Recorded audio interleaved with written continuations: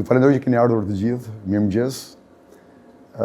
Me kënaqësi e pranova ftesën për të qenë pjesë e këtij formati mjaft interesant. Unë e kisha ndjekur pak më parë, po kur më erdhi ftesa, në fakt u thellova për të kuptuar se si funksiononte dhe më pëlqeu shumë dhe pranova direkt ftesën, pasi kuptova se për çfarë formati bëhesh fjalë dhe së dyti për çfarë tematike isha thritur, sepse fjala kyçe e kësaj herë është lokal. Në Shqip, ne fatikisht e kemi huazuar nga latinishtja, e përdorim në forma të ndryshme. Dikush e përdor dhe lokal në kuptimin gastronomik, po lokal është vendor, pra e përkthyer në rëndom. Gjithsesi, unë do doja, duke qenë se unë jam arkitekt dhe një pjesë e konsiderueshme njerëzve përballë me janë të përfshirë në zhanrin e arkitekturës, do doja ta ciktim këtë gjë në aspektin e fushës tonë të arkitekturës, ku kjo fjalë në fakt bashkuar me një fjalë tjetër që quhet genius, pra genius loci, pse fjala lokal vjen nga latinishtja, është derivat i fjalës locus, e cila më pas në latinishtën e vonë kaloi dhe quhej localis. Bazuar në këto terma, në fakt kemi disa studiues, arkitekt famshëm që janë marrë me këtë temë dhe e kanë shtjelluar atë në rrafshin e arkitekturës. Pra çfarë do thotë që sidomos në fillimin e viteve 60-70, me lëvizjen moderne e tjerë, në fakt edhe me shpërthime të ndryshme të filozofisë, me Heidegger dhe me ekzistencialistë të tjerë, në fakt kemi daljen e dy autorëve sidomos, njëri është nga Norvegjia, Christian Norbert Schultz, tjetri është italian, Aldo Rossi, të dy fatikisht edhe pse me terma paksa të ndryshme, edhe me qasje paksa të ndryshme, fokusohen në të njëjtin argument fatikisht. Pra këtë në atë që arkitektura është dhe atë që vendi ofron dhe në atë që në terma të tjerë çfarë vendi transmeton fatikisht, nga pikpamja jo vetëm filozofike, po dhe e ndjesisë. Dhe në fakt njëri e quhen genius loci, pra shpirti i vendit, e thënë në mënyrë metaforike, gjë që vjen nga latinishtja prapë e vjetër, latinët e vjetër në fakt besonin nga ana mistike që çdo objekt ka një shpirt të vetin dhe prandaj si thua genius loci vjen nga latinishtja, pra sepse ata e përdorin. Në fakt Christian Norbert Schultz këtë e përkthen ndryshe, e thotë që çdo vend ka një farë shpirtit të tij që na bën që neve t'i përkasim atij vendi. Dhe kjo është shumë e rëndësishme, sepse për herë të parë fillojmë të artikulojmë disa nocione që kanë të bëjnë me atë që lidhin njeriu me vendin ku ai lind. Biles kemi dhe psikologë të ndryshëm që merren me pjesën infantile, pra me fëmijën që lind. Fëmia kur lind normalisht nuk di asgjë, mund të lindin në Kinë, mund të lindin në Shqipëri, mund të lindin në Gjermani, por në momentin që ai lind dhe në momentet e para kur hapësyt dënjihet me territorin përreth, fillon të orientohet, krijoj marrëdhënie dhe të krijojë përkatësinë. Dhe kjo është shumë e rëndësishme, sepse në këto momente janë momente decisive që ai tregon se nga cili vend vjen. Unë personalisht kam jetuar në 3 shtete të ndryshme, kam lindur në Shqipëri, kam jetuar deri në moshën 17 vjeçare, jam shkëputur nga Shqipëria, kam jetuar në Gjermani. Më pas kam shkuar në Itali, jam kthyer pranë Shqipëri, unë vazhdoj të them që jam shqiptar dhe jam tiranës. Jam lindur në Tiranë, pavarësisht se Tirana po ndryshon, shumë gjëra nuk janë mos i përpara, por prap ajo pjesë e parë e jetës time e lidhur me këtë qytet në fakt vazhdon të induktojë dhe të më mbaj lidhur me nocionin e Tiranës. Ndërkohë që Aldo Rossi e shpreh më shumë locus, e sheh më shumë në këndvështrimin tjetër, më teknik, fatikisht, e shem në aspektin e lidhjes historike, marrëdhënie ndërtes qytet, pra e shem në aspektin më arkitektonik. Ndërkohë që Norbert Schultz futet thellë në aspektin e shpirtit, pra asaj që transmeton vendi. Në fakt, shikoni çfarë kemi në vendin tonë, kemi qytete që janë unike. Shikoni se si Gjirokastra është ngritur nga njerëzit në gur, me të njëjtin gur dhe nuk kuptohet se ku është këmbë dhe ku është e ndërtuara. Pra gjitha kjo është një shpirt i jashtëzakonshëm që ky qytet transmeton. Të tillë e ka transmetuar sa Ismail Kadare është bërë i famshëm duke përshkruar të qytet. Dhe fatikisht ai në shumë elemente të shtjelluara në librat e tij, në librin e tij sidomos Qyteti në gur, fillon dhe ndan qytetin në memorie dhe në vertikalitet fatikisht. Pra, arrin të shtjellojë ca elemente që ne arkitektët në fakt i vizatojmë, i bëjmë, por asnjëherë nuk dim të shpjegojmë ashtu siç Ismail Kadare në fakt, pa që në një filozof, pa që në arkitekt arrin t'i transmetojë ato, duke kuptuar dhe këtë marrëdhënien mes individit dhe mes qytetit. Dhe fatikisht arrin në një pikë që dhe Heidegger më parë kishte thënë, ndoshta Kadare nuk e ka lexuar Heidegger, nuk besoj, por që thotë që qyteti i Gjirokastrës bën gjiokastritët. Pra nuk janë gjiokastritët që ndoshta më përpara gjiokastritët kanë bërë qytetin, por tashmë është qyteti që i kthen këta njerëz në gjiokastrit që janë të lidhur ngushtë me pjesën e tyre. E normalisht qyteti ka disa shpirtra fatikisht, ka ato kalane famshme vertikale që dominon në skyline-in, po ndërkohë ka shtëpitë e gurta që janë në masivitet, që janë të thjeshta, që fillojnë me gur e mbarojnë me gur, siç e përshkruan Kadare. Pra kanë gur pjesën e shtrimit, kanë gur ndërtimin e tyre, kanë gur dhe edhe rasat e mbi çati. Ndërkohë që jo vetëm kaq, po kemi edhe monumentet që kanë të bëjnë me kisha, me xhamia, po kanë të bëjnë edhe me objekte të ndërtuara nga fiset e mëdha, nga shtëpitë e mëdha, me objekte monumentale, të cilat fatikisht këto kanë një shpirt të tyre. Të gjitha këto bashkë kanë bërë që Gjirokastra të jetë trashëgimi e UNESCO-s. Dhe fatikisht nuk është një gjë e vogël, por shpirti i këtij qyteti në fakt është një shpirt jashtëzakonisht i veçantë dhe për neve është maksimumi asaj që kemi prodhuar nëpër territoret tona. Nga ana tjetër kemi Beratin, çfarë ti thuash, edhe kjo ka kalan duke sikur ngjasojnë qytetet tona për sa i përket dhe mënyrës si janë konfiguruar. Pra secila nga këto ka bërë kalan, e cila ka shërbyer për t'i mbrojtur, po në një farë mënyrë ka qenë dhe dominuese në aspektin e territorit, në aspektin e marrëdhënies direkte me banorët e tyre, dhe fatikisht për shembull Berati vazhdon të jetë një nga kalat që akoma jetohet, fatikisht edhe ata banorë ndjejnë akoma atë energjinë e fortë që transmetohet mes të ndërtuarës dhe tyre. Kemi edhe pjesën e objekteve masive, pra objekteve vernakulare që e pam dhe në Gjirokastër, tu është më tradicional, është pak më ndryshe, me këto dritaret që përsëriten, me këto shtëpitë që rrinjën sipër tjetrës, dhe fatikisht kjo është një gjë magjike, dhe këtu fatikisht Beracit kanë arritur të ndërtojnë diçka pa një projekt. Pra nuk ka shkuar një arkitekt i thotë që do ta bëjmë në këtë formë. E gjitha është bërë dorë pas dore, si thua, ja kanë lënë gjeneratave, dhe fatikisht në fund kanë arritur të gjenerojnë diçka që është jashtëzakonisht e veçantë. Dhe këto fatikisht janë objekte të thjeshta. Nuk është se po ti marrësh nga ana individuale, ndoshta nuk kanë ndonjë farë vlere arkitekturore, por të gjitha së bashku krijojnë një ansambël i cili i gjithë krijon një shpirt të jashtëzakonshëm. Tu kemi pjesën e Shkodrës dhe këtu shikojmë se si prezenca e gurve në fakt në një farë mënyrë ndërthuret me pjesën e peizazhit, krijon një transmetim të një energjie të jashtëzakonshme për gjithë shkodranët, gjë që në fakt është shkëputur më pas kur kanë shkuar drejt në vitet 1700 drejt fushës, sepasi u pushtuan nga Perandori Osmani, normalisht që nuk ishte më nevoja që të rinin brenda kalave, pra si thua qyteti u derdhë nëpër fusha dhe aty ndryshoi arkitektura, u bë në disa pikpamje dhe pak më orientale, por gjithsesi kemi të bëjmë me shpirtin e kohës, me frymën e kohës dhe në një farë mënyrë Aldo Rossi thotë që lokus është i papërsëritshëm. Ju mund të kopjoni formën e një godine, por nuk mund të kopjoni lokusin e saj, sepse ai përfshin historinë dhe kujtesën e saj toke specifike. Pra kjo është një thënie shumë e rëndësishme, sepse Aldorosi thotë që çdo objekt, siç e besonin dhe romakët e lashtë, e ka shpirtin e tij, nuk mund të jetë i duplikuar. Keni parasysh që kinezët kanë marrë kullën e Eifelit e kanë bërë në Kinë, kanë marrë atë kullën e shtëmbër të Pizës, normalisht që nuk ka të njëjtën vlerë. Domethënë mund ta shohësh atje, nuk të transmeton asgjë.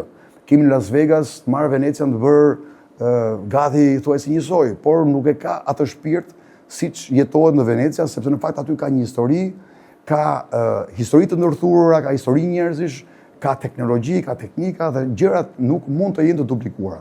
Prandaj dhe rëndësia e kohës ka rëndësinë e vet. Dhe faktikisht Aldorosi shkon dhe pak më tuti se sa Christian Norbert Schulz, thotë që absolutisht shpirti i vendit i përket dhe kohës. Pra ne ato mund të kemi objekte që janë ndërtuara në shekuj, por në kohën tonë këto objekte do duhet që të përshtaten me momentin, me nevojat e kohës, me nevojat e njerëzve që e jetojnë. Dhe absolutisht që lokusi, sipas Aldorosit, është një evolucion i ngadalt që përshtatet dhe gjithmonë merr nga e shkuara për të shkuar drejt ardhmes. Dhe ky fatikisht do të jetë një element që arkitektët nuk duhet asnjëherë ta harrojnë, pavarësisht se gjithmonë brenda nesh ekziston një farë egoje e cila është për të treguar atë themi prezencën e kohëve tona. Në fakt kemi elemente tjera që janë në veri, kullën e veriut apo kullën e kemi edhe në jug faktikisht, por që kanë induktuar, keni parasysh kisha e Thethit është një kishë e vonë, ndërtuar në rrënojat e një kishe më të vjetër, emblema e Thethit, por në fakt nuk është një kishë bërë nga shqiptar. Ky është bërë me projekt. Këtë kanë bërë austriakët, por shikoni se si austriakët kur ndërtojnë një kishë në Theth, në fakt edhe pse para 200 vjetësh e bëjnë që të ndërthuret me territorin. Pra e shkojnë me shpirtin e vendit. Pra kuptojnë që në Theth ka kulla, në veri ka kulla dhe kisha në një farë mënyrë përdor të njëjtat materiale sepse është edhe më e lirë, por dhe formën edhe pjesën e mënyrës se si i qasemi kësaj arkitekture në fakt janë shumë të ndërtuar me shpirtin e vendit. Ndërkohë evolucionet pastaj normalisht kanë ecur dhe çdo qytet ka pasur lidhjet dhe zbritjet e veta. Durrësi për shembull është një qytet i cili ka pasur një histori të jashtëzakonshme, por mes luftrave të tërmeteve në fakt është ringritur gjithmonë nga zero.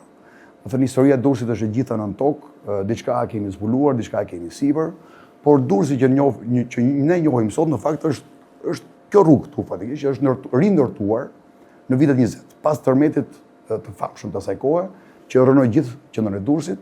Dhe në një farë mënyrë tu shohim që arkitektura ka evoluar, tu shohim një shpirt të ri, pak më modern, pak më mesdhetar, ndoshta me një kontribut të arkitektëve italianë dhe shohim se si në fakt nga Berat dhe Gjirokastra neve kemi një farë evolucioni që pse jo, nuk mund t'i themi jo praktik evolucioni sepse në fakt është pjesë e një procesi. Është një procesi edhe të jetës përditshme që neve bëjmë. Dhe normalisht që Christian Norbert Schulz thotë që detyra e arkitektit është të krijojë vende ku njeriu mund të banojë vërtet, duke e bërë të dukshëm shpirtin e asaj në hapësirë. Pra normalisht që neve duhet t'i bëjmë njerëzve atë home, atë shtëpizën e tyre që të ndihen mirë. Pra dhe kjo ka të bëjë me atë shpirt fillimisht për të kuptuar shpirtin e vendit, pastaj për ta realizuar atë. Në sfond janë dy figura, nuk di nëse i njihni. I pari është i famshëm Aleksandër Mojsiu, pra është artisti më i madh shqiptar gjitha kohrave. I dytë është Adolf Loos, arkitekti më i madh, ndoshta nga më të mëdhenj të gjitha kohrave. Të dy janë bashkëkohës, pra kanë jetuar në një kohë, të dy kanë qenë miq. Njëri shqiptar, tjetri austriak. Të dy kanë jetuar në Vjenë, njëri performonte art, tjetri performonte arkitekturë. Njëri ka bërë revolucion në arkitekturë, tjetri ka bërë revolucion në art, pra në aktrim. Ajo që ai lidh të dyja përveç se miqësisë, në fakt është një produkt që Adolf Loos realizon për të madhin Aleksandër Mojsiu. Dhe është faktikisht një shtëpi e paralizuar, falni. Si kthehem mbrapsht. Po, kjo këtu është një shtëpi. Pra flasim jemi në vitin 1923 kur akoma jemi në grahmat e fundit të neoklasicizmit. dhe jemi, si thua, arkitektura moderne ka filluar të lullëzojë bindshëm dhe normalisht që i kërkon Aleksandër Mojsiu Adolf Flosit që t'i bëj një shtëpi që ta realizonte në Venecia, ku kishte blerë një terren, dhe ai bën një objekt i cili është emblematik. Pra që s'ishte parë kur më parë. Dhe është një nga objektet më të studiuara në akademitë ndryshme botërore fatikisht për shkakun e arkitekturës, edhe pse e paralizuar. Pra këto maketet, këto planimetri në fakt janë studiuar për shkak të artikulimit që Adolf Loos bën për Aleksandër Mojsiun. Dhe në fakt e ka një gjenezë, është përardhja e këtij artisti. Kjo është shtëpia e Aleksandër Mojsiut në Durrës, nuk di nëse e keni parë, është diku aty afër xhamisë, pra një arkitekturë e cila është me gur, me çardak, pra një shtëpi mesdhetare, themi paksa osmane ose e periudhës osmane, por ndërkohë keni parasysh që edhe pjesa e lëvizjes moderne me Le Corbusier dhe me të tjerë në fakt e mbështesin teorinë e viteve 20 tek arkitektura mesdhetare, pra tek bardhësia, tek thjeshtësia, dhe këtu kemi për shembull në Italinë e Jugut kemi këto shtëpitë e thjeshta, të bardha, të artikuluara, dhe në një farë mënyre për Aleksandër Mojsiun Adolf Loos propozon një shtëpi që është mes Shqipërisë dhe Italisë të Jugut, praktikisht, pra për të prodhuar një arkitekturë të re në Venecia. Ndërkohë, Jean Nouvel, një arkitekt kontemporan, thotë që qyteti historik, ky libër guri është ndërtuar mes shtresa modernitetesh të njëpasnjëshme. Moderniteti është rruga më e mirë e memorisë sonë, energjia më e madhe e një evolucioni. Është një thënie e jashtëzakonshme kjo, sepse në fakt çdo arkitekturë kur prodhohet është modernitet. Pra edhe periudha osmane që ka pasur në Shqipëri dhe që ne kemi ndërtuar shumë, ka qenë dhe momenti kur shqiptarët në fakt filluan ndërtonin nëpër fusha, faktikisht thamë që fillimisht kanë qenë të kapur nëpër kala. Dhe kur ndërtuan në fakt ndryshuan teknologjinë, mënyrën e të bëjë arkitekturë, pjesën e artikulimit të arkitekturës, sepse duke marrë nga Perëndia Osmane, sepse në fakt ishte dhe periudha e modernizmit në atë kohë. Pra, modernizmi në atë kohë vinte nga lindja, vinte nga Stambolli, pra vinte nga kjo perandori e madhe. Ashtu siç në ditët tona neve sot rëndom shohim Pinterestin dhe shohim çdo gjë të re që prodhohet në Amerikë apo në vendet e Evropës perëndimore. Që të themi për Tiranën, faktikisht, Tirana deri në vitet 20 ka qenë një qytet i cili ishte zhvilluar ngadalë, me këtë teknikën orientale, siç thamë, dhe me këto xhamit që spikasin, pra xhamia vjetër e Tembeut dhe Karapicëve. Shikoni boshllëkun e madh në fakt që ishte në atë kohë pazari i madh i Tiranës. Është momenti kur Tirana zgjedhet kryeqytet. Kemi bërë në leksione se si i pari që vjen është Brazini, propozon 2 sheshe të mëdha, një bulevard, por në fakt ai që bën diferencën e madhe është Florestano di Fausto, i cili pikërisht nis ndërhyrjen e tij nga kjo xhami, pra nga xhamia e Tembeut, duke cilësuar atë si elementin kyç të ndërhyrjes së re. Pra xhamia e Tembeut për të nuk është thjesht një objekt kulti i fesë muslimane, por është histori, është arkitekturë dhe është identitet në të njëjtën kohë. Dhe fatikisht shikoni sa afër shkon me ndërhyrjen e tij, me këto objektet e reja, aq sa i ngjitet xhamisë afër, pra bashkia e sotme nuk ka qenë aty. Deri në vitet 20 xhamia është 200 vite më parë. Dhe këtë gjë e bën fatikisht sepse tenton t'i martojë këto dy objekte së bashku për të nxjerrë një shesh i cili është unik, i madh, dhe këto objekte janë të gjitha të stilisura dhe të vendosura për qark, ku xhamia spikat me hijeshin e saj dhe është objekti kryesor. Jo vetëm kaq, por dhe inxhinierët e tjerë, Frashëri dhe Këllëri që merren me gjithë qytetin e Tiranës, rrugët kryesore të Kavajës që më parë quhej Mussolini, rrugën e Durrësit dhe ato të Mine Pesës që ishte rruga e Shkodrës, të gjitha orientohen kundrejt xhamisë së Tembeut në mënyrë të qartë dhe standardizohet dhe fatikisht dhe kjo pjesë, edhe kjo qasje. Ndërkohë, shikoni se si nga ana volumetrike këtë e kemi bërë në leksione. Pra, jo vetëm që i ngjitet, ne këtë imazhe kemi të fiksuar tashmë në trurin tonë dhe është shpirti i Tiranës. Pra, kur themi Tirana, ndoshta është një nga imazhet e para që neve na shfaqet në tru. Ky binom ose trinom i Sahatit, xhamisë dhe Bashkisë së Tiranës duket sikur është ngjizur në të njëjtën kohë. Në fakt janë disa vite janë 10 vite ose 100 vite diferencë. Dhe në fakt, përveç se kësajt, arkitekti që ka ardhur më pas, pra Florestan Di Fausto, gjen dhe linjëzimet për ta përshtatur, pra që këto dyja të qëndrojnë bukur me njëra tjetrën. Janë dy arkitektura që s'kan kur fare lidhje me njëra tjetrën. Nga pikpamja stilistike, nga pikpamja flasim e funksionit, nga pikpamja çdo lloj gjëje, por ama ka ditur, duke bërë një analizë të asaj që është ta hartoj të plan të Tiranës në mënyrë harmonike. Dhe jo vetëm kaq, kemi edhe, më falni, se ecëm pak shpejt, por këtu për shembull ka qenë projekti i parë i Bankës së Tiranës, ka qenë bërë nga një arkitekt i cili nuk arriti ta realizonte, por duke ardhur, duke parë arkitektura në Tiranë, kjo do ishte Banka e Shqipërisë. Fatikisht, fatmirësisht nuk është kjo, por shikon xhamit dhe shikon dhe kishat ortodokse, të cilat ka një farë ngjashmërie, po të shikojmë nga pikpamja e volumetrisë, dhe Banka e Re në fakt ngjason me një objekt kulti të dy religioneve të ndryshme, fatikisht. Fatmirësisht nuk realizohet kjo vepër e Vitore Balemor Purgos, që është një mish i huaj në aspektin e arkitekturës për atë kohë për Tiranë, por gjithsesi në fakt kemi, si thua, projekte të ndryshme që lidhen pak shumë me trashëgimin tonë. Ndërkohë që Gerardo Bozio që vjen më pas tenton të prishi pazarin, dhe këtu kemi një farë raport, një relacion dhe këtu, ku xhamia, pra edhe pse jemi në fashizëm, në një pushtim fashist, përsëri këtu kemi një analizë të thellë të historisë së Shqipërisë. Dhe nuk është se këta pushtues po vinë dhe shëmin çdo gjë për ta zëvendësuar atë me diçka të re, por kjo e reja në fakt do të ketë një farë lidhje integrale me pjesën e vjetër. Dhe shikojmë këtu se si linjëzimet në fakt sillen dhe risillen pra me harqet e xhamisë, po dhe me harqet e ish pazarit që ishte më përpara.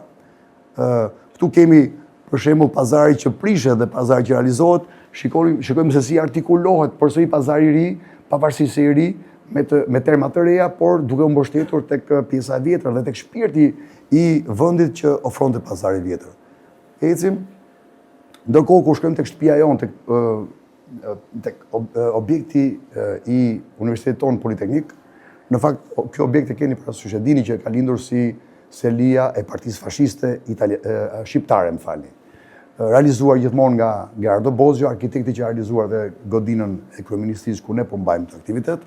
Në fakt, për këtë objekt, i cili do të mbushte fundin e bulevardit, Gerardo Bozio ka një mendim të qartë. Në fakt, do të ishte një objekt i thjeshtë, të mbështetur jo vetëm në traditën italiane dhe atë fashiste, por dhe në traditën shqiptare. Dhe faktikisht, ky arkitekt i futet analizës së produktit të shqiptar, ku nxjerr që kulla e veriut është nga objektet më autentike shqiptare dhe në një farë mënyrë gjen dy analogji të kullës shqiptare dhe të këtyre objekteve të familjeve të rëndësishme të Firences dhe duke i harmonizuar të dy arkitektura, në fakt arrin të nxjerrë një arkitekturë unike, e cila është për ky objekt që ka kullën të ngritur në të pastër, në formë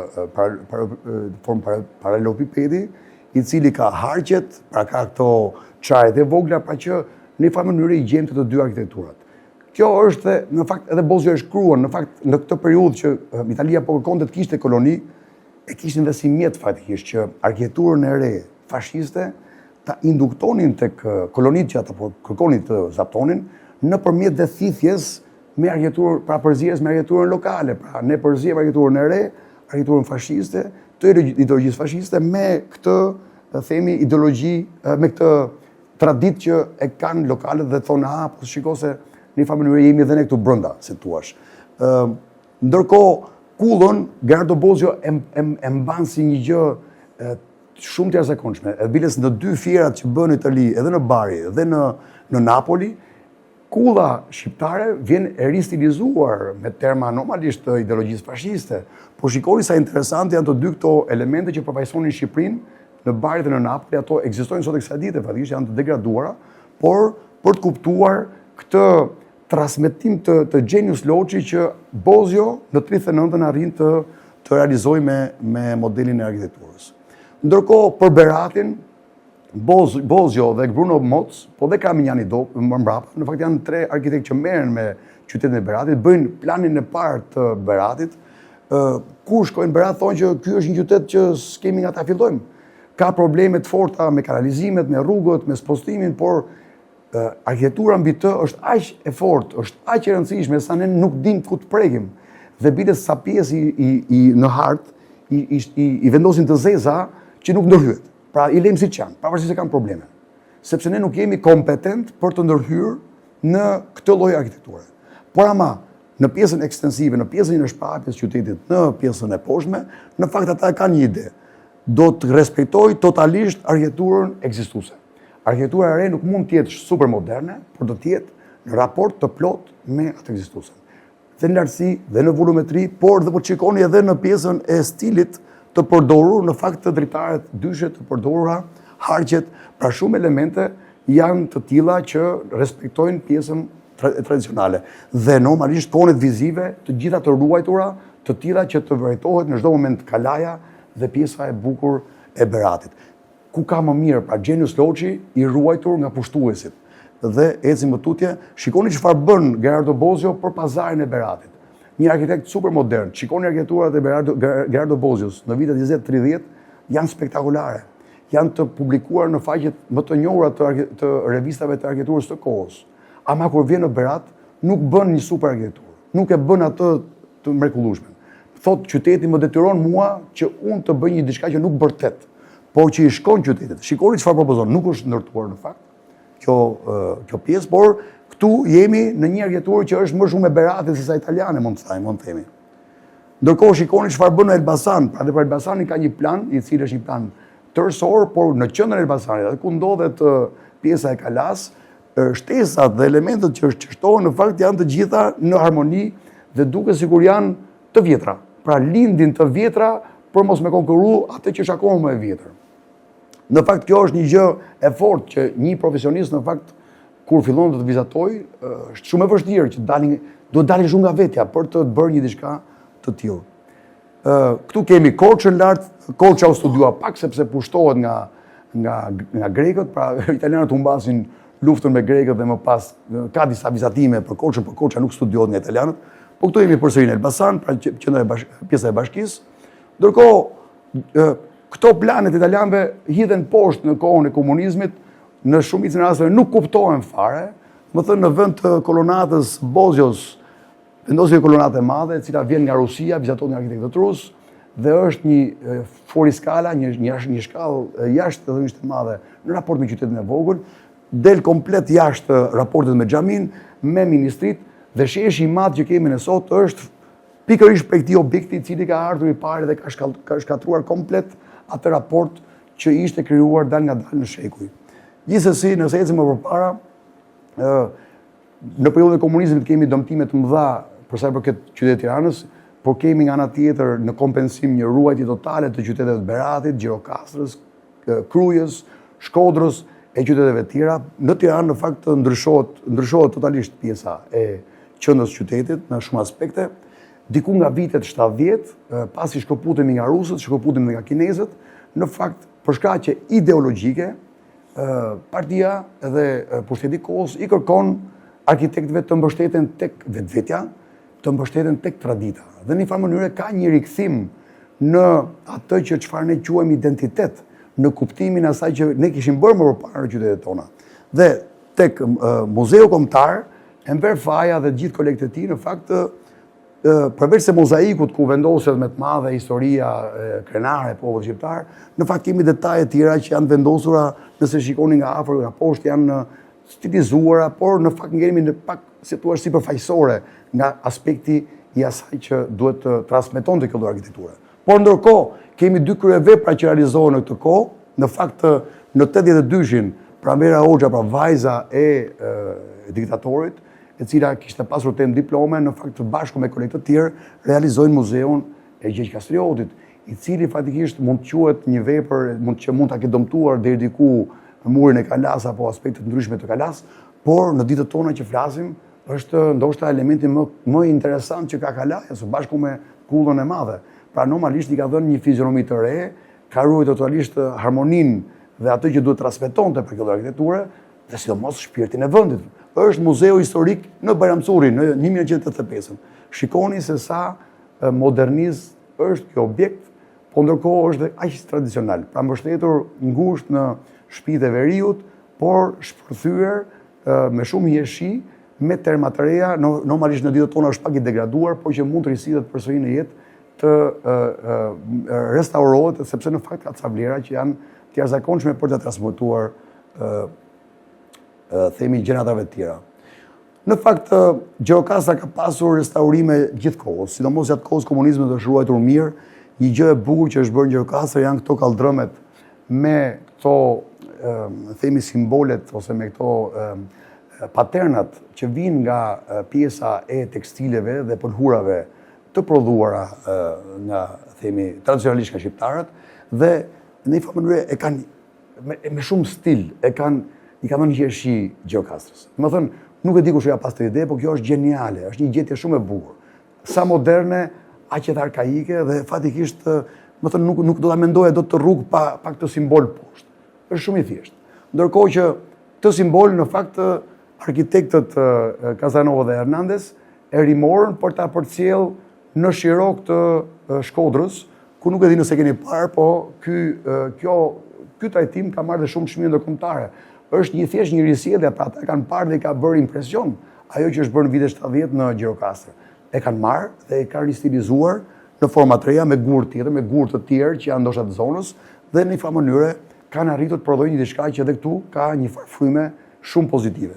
Në fakt, këtë pjesën e marrëdhënies me pëlhurat e kemi pak egzageruar ndoshta tashmë, sepse po tentojmë që tashmë për të qenë lidhur ngushtë me traditën, tash i merr këto dhe abstragoj dhe tashmë bësh direkt i lidhur me traditën shqiptare. Në fakt, unë mendoj që arkitektura do të jetë pak më thellë.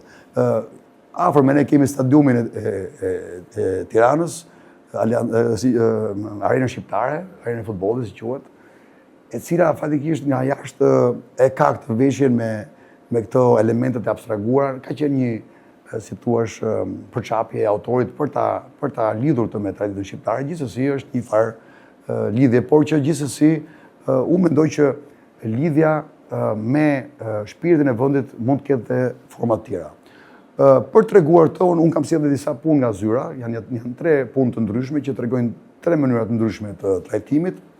E para ka qenë është një vilë e cila ndodhet mes kodrave me ulli që janë ndërtuar në kohën e komunizmit, pa keni parasysh gjatë kohës komunizmit me punë vullnetare të gjitha kodrat përreth qyteteve janë krijuar brezare dhe janë mbjellur me pemë futore.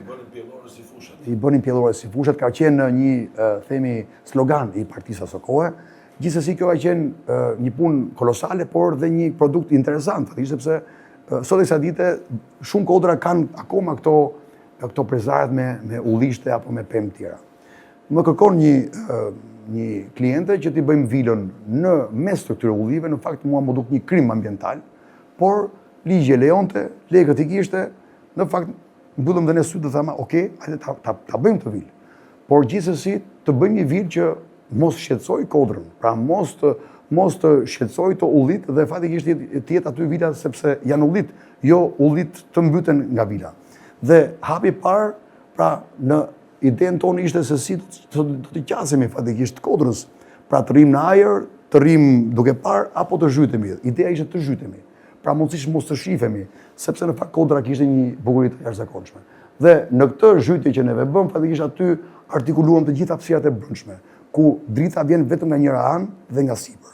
Pra normalisht kjo është një respekt total i shpirtit të vendit, duke u marrë me vendin dhe jo me objektin. Pra jo objekti shkon aty dhe plazmon vendin, por është vendi që limiton hapësirat dhe në këto hapësira pastaj ne kemi mundësi të vendosim objektin dhe të rrimë dhe saj. Dhe fatikisht, rezultati final ka qenë një vilë cila mori disa çmime ndërkombëtare dhe në një farë mënyrë mjaft e artikuluar, shikoni nën tokë janë pjesa më e madhe e gjithë aktiviteteve të shtëpisë, përpos edhe lidhjen me territorin përreth. Shikoni çfarë bukurie ka kjo kodër, ku në fakt gjesti jonë është shumë minimal dhe bukurinë e arkitekturës tonë më shumë e jep konteksti se sa ne japim bukuri këtij konteksti natyror.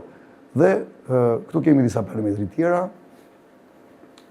Kjo është vila, katet më sipër dhe normalisht që futja e dritës ka qenë një nga problemet më të mëdha, se duke e zhytur vilën poshtë, në fakt pjesa tjetër do të ishte vetëm çaje të mëdha për të pasur mundësinë e futjes së dritës në çdo ambient të shtëpisë.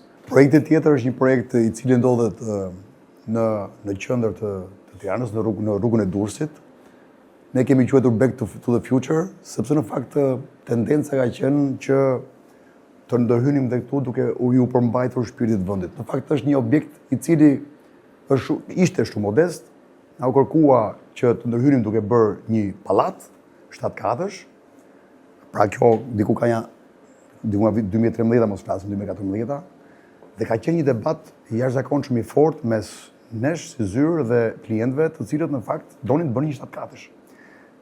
Plani ja jepte mundësinë, plani ishte i miratuar, ndërkohë që neve thonim që është gjuna që në këtë rrugë që ka disa perla të arkitekturës, të shkojmë të ndërtojmë një pallat i cili është 7 katësh që del komplet nga skyline i kësaj zone, dhe në fakt arritëm të bindim në fund fare një biznes plan duke treguar që metrat katror që ndërtohen në 7 kate ishin ndoshta më pak në këtë, shumë më pak në këtë vilë të re, por shuma e lekëve që ata mund të fitonin për ta shitur ishte e njëjta. Dhe fatikisht arritëm të fitonim dhe të mbanim një farë themi koncepti i cili lidheshe me gjithë zonën. Dhe fatikisht ne morëm të analizuam këtë objekt i cili ishte ekzistues, një objekt i cili kishte ruajtur funksionin e një objekti publik në kohën e Zogut, sepse kur Tirana u shpall kryeqytet nuk ka pasur struktura për të akomoduar themi funksionet ndryshme të shtetit shqiptar, kështu që në përshpit e Tirancëve në fakt u futën shumë nga këto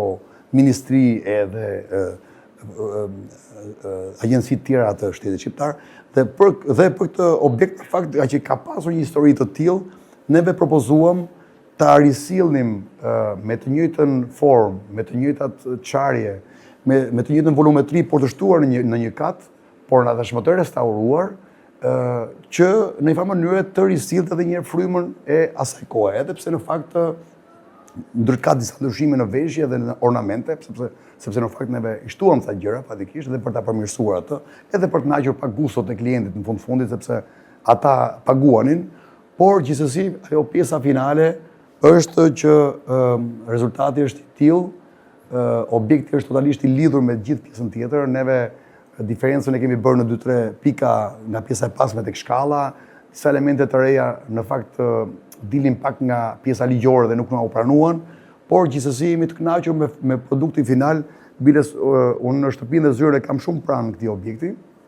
dhe kur e prishëm vjetrin dhe kishim vendosur ato skelat për ta bërë të riun, në fakt dëgjoja njerëz që në balkonin e prishën dhe këto maskarent, iku dhe një objekt i trashëgimisë, edhe unë kaloja nuk thoja gjë fatikisht. Kur hoqën skela dhe doli objekti, thënë, po ta sikur të ta prishnin këtë, kjo qika po i njëjti. Pra njerëzit nuk arrinin të kuptonin nëse ishte përsëri njëjti objekt me atë që ishte përpara, dhe faktikisht në periudhën kur u realizua, kjo është një video që mund ta hapim, pati një rezonancë shumë pozitive, të kundërt me atë që po bëjmë nëpër Tiranë, sepse në fakt jemi duke ndërtuar objekte të reja, objekte të larta, objektet në fakt që po prishin trashëgimin dhe po lartësohen në qiell, por që gjithsesi po mbasin një shtresë, një lejer të rëndësishëm të një periudhe që e kemi kaluar dhe kemi pasur pjesë të historisë tonë. Ky objekt tashmë është objekt i cili përdoret nga Bashkia e Tiranës, janë disa zyra të tetorive të ndryshme, në fakt është objekt është privat, por që është dhënë me qira, dhe klientët janë shumë të kënaqur me produktin, sepse në fakt unë besoj që i ka dhënë më shumë se çfarë mund të merrnin nga një pallat që mund të kishte rezidencë sipër, mund të ishin shitur, edhe thjesht mund të kishte prishur gjithë atë skyline të qytetit.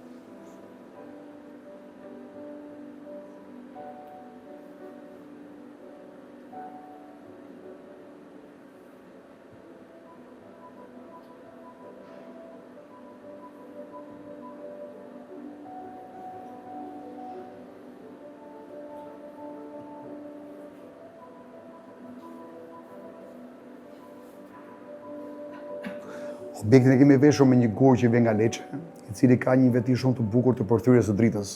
Është një gur poroz që vjen nga baza e shtufit, edhe gjithë pjesa e Leçes, Italisë Jugut është e veshur me të gur, dhe në fakt në vendet tona mezetare që ka shumë dritë, shumë diell, ky gur arrin ta thyejë pa e thith diellin edhe drejtijet janë shumë të bukura në këtë lloj arkitekture. Me të njëjtin gur, neve po merrem me restaurimin e pallatit presidencial këtu përballë tek sheshi Nën Tereza, pallatin kur i presidenti, edhe në fakt edhe aty kemi propozuar ta veshim me të njëjtin gur, pa objektin i cili ka qenë propozuar nga rusët, në fakt ka qenë edhe i propozuar me gur, nuk specifikohej guri, kështu e kishin mundësinë për ta ripropozuar të lloj guri. Ky është projekti i fundit që po ju tregoj. Në fakt po ju tregoj projekte që janë anormale për ne si zyrë, sepse në fakt ne jemi super modern, pa tendencën e kemi gjithmonë bëjmë gjëra që ulërasin e tregojnë shpirtin e kohës. Në fakt, gjithmonë të arkitektura që neve bëjmë shpesh janë ulërasin, por nganjëherë tendencën e kemi të shkojmë me fenatorë, ku i thojmë, më shumë tentojmë të përshtatemi me kontekstin, përshtatemi me historinë e objektit, më shumë se sa të bëjmë diçka që është e kohës apo super moderne. Atë modernizmin tentojmë ta fusim në elemente të tjera që janë plotësuese, po jo tek pjesa kryesore. Këtu jemi përsëri në Tiranë, jemi tek shtëpia e familjes Petrela, doktor Petrelës, e cila në fakt ka një pjesë historike mjaft të rëndësishme, dhe kjo pjesë historike me hapjen e unazës madhe në një farë mënyre u prish, nuk ju jeni të vegjël, por ka qenë një objekt i madh, më i madh i ndërtuar kohën e Zogut, ka qenë i Shinsiku. Ai objekt u prish për të hapur rrugën e unazës madhe, dhe ky objekt, pra objekti e familjes Petrela ngeli nga mbrapa, si thua, jo kallkam, po ngeli pa trajtuar, ata kanë akoma pronë aty dhe sapo kemi marrë lejen e ndërtimit për të bërë shtesën nga mbrapa për të realizuar një hotel i cili do jetë në pronësitë familjes. Dhe fatikisht edhe këtu ishte dilema të bënim diçka që kontrastonte të vjetrën, diçka që ishte moderne por lidheshe, apo të ishte një reflekt i asaj që ishte nga mbrapa. Duke parë trendin në Tiranë që çdo gjë po shëmbet, në fakt ne thamë të bëjmë të kundërtën e të kundërtës. Pra të propozojmë edhe një herë atë që ka bërë familja Petrela para 100-200 vjetësh dhe në anën e pasme. Pra nga përjashtë të shohësh një objekt i cili duket sikur ka lindur i vjetër, pra sikur ka ekzistuar gjithmonë. Pra mbas disa vitesh kur projekti mbaroi dhe ne largohemi, objekti duket sikur ka qenë gjithmonë kështu. Ama në këtë projekt neve kemi luksin që pjesën e brendshme ta trajtojmë si duam dhe njerëzit kur futen brenda aty të shohin faktikisht atë është përthimin e arkitekturës moderne, e arkitekturës kohës, ku neve në fakt po shikoni se mos katin për dhe -1 e kemi shpërthyer totalisht me kate ndër kate dhe do jetë si thua ajo risia e objektit. Po nga jashtë njerëzit do vinë të shohin një diçka të harmonizuar që vjen nga rruga Barikadave dhe kthehet nga pjesa e rrugës Urani Pano. Kaq isha për sot, ju falenderoj shumë.